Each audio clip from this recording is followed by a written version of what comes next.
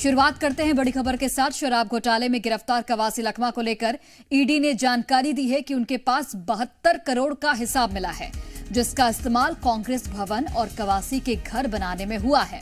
साथ ही ईडी ने बताया कि व्यापारी अरविंद सिंह से 50 लाख और एपी त्रिपाठी से 1.5 करोड़ रुपए हर महीने कवासी लखमा को मिलते थे।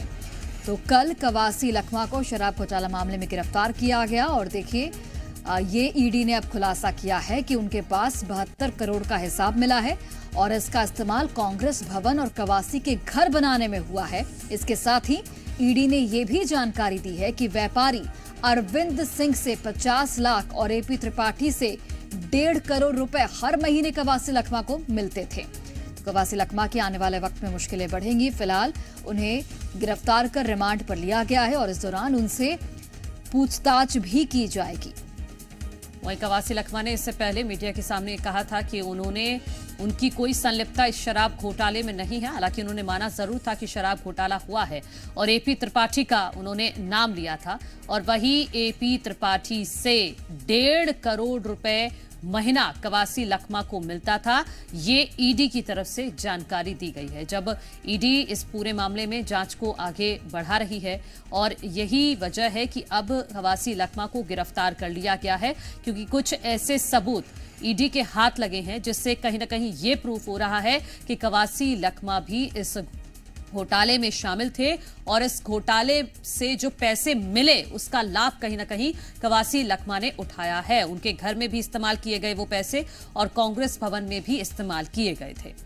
तो बिल्कुल अब इस मामले में आने वाले वक्त में और भी कई खुलासे होने की संभावना है और कई ऐसे बड़े नाम रडार पर भी हैं, क्योंकि कांग्रेस भवन के निर्माण में भी इन पैसों का इस्तेमाल किया जाता है। अब आने वाले वक्त में और किन किन पर गाज गिरेगी ये देखना बेहद महत्वपूर्ण होगा।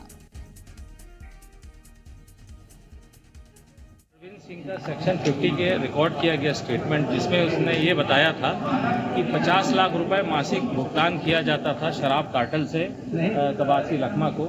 साथ ही साथ अरुणपति त्रिपाठी की भी गवाही में इन बातों में आई है कि इन 50 लाख के ऊपर 1.5 करोड़ रुपया और भी उनको दिया जाता था शराब कार्टेल से।